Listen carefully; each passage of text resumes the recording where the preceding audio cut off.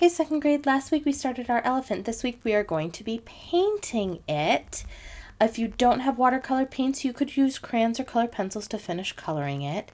You're going to use the same technique or ideas for coloring it if you don't have watercolor. So please just watch the video for the first part and then check out my finished example at the end.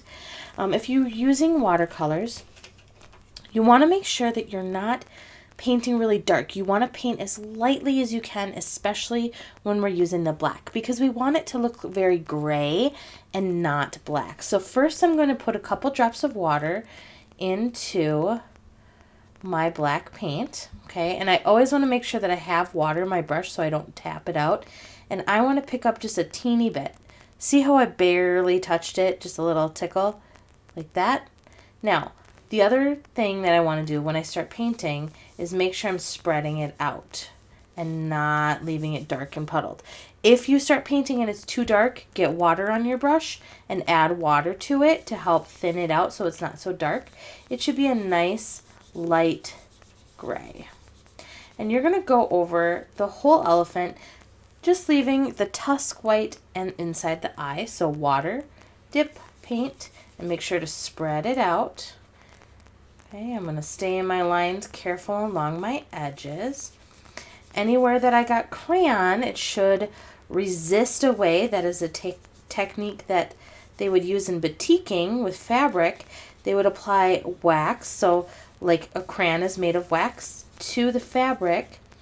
They would use dye to dye it, and then they would melt the wax out of the fabric, and wherever that wax had been, the fabric would not have been dyed. So it's kind of cool. I'm going to just keep dipping, adding water, and I'm going to paint right over top of my colorful stripes that I did.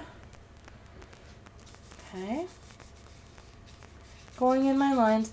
This probably won't take you too long. Just make sure you get all the white spots except for where you want to keep it white.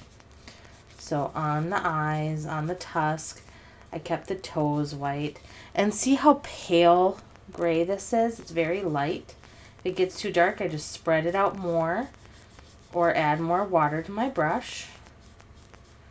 Careful along my eyes.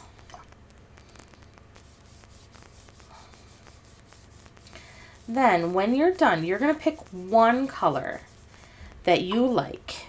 So out of the reds, yellows, orange, green, blue, or purple, not black and not brown.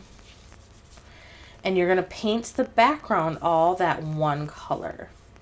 It might be best just to wait like 5 minutes to let your gray dry just a little bit before you begin that. So I would just let it soak in, let it dry just a second before I started painting with my background color. Whatever color you pick, you're going to do the same thing. You're going to get your paint wet. A few drops here. I washed up my brush already. Give it a little tickle and start painting the background.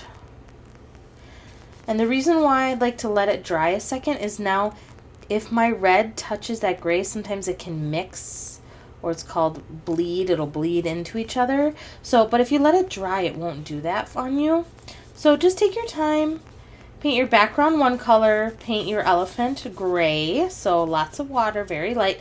And do all around, finish painting the whole page. When you're done painting everything except for your white spots, post a picture so I can see it. Hope you have fun.